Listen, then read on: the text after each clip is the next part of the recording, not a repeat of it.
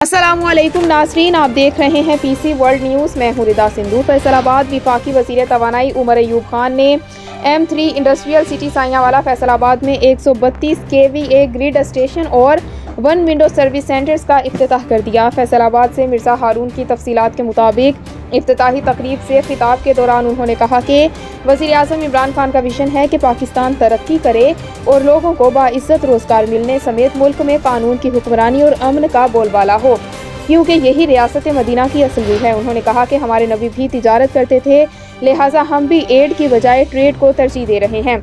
उन्होंने कहा दुनिया में हमारी एक स्ट्रेटेजिक लोकेशन ज़रूर है, लेकिन बिजनेस के हवाले से वही ममालिक पसंद किए जाते हैं जहां सरमायाकार को बिजली गैस समेत तमाम सहूलियात मैसर आएँ।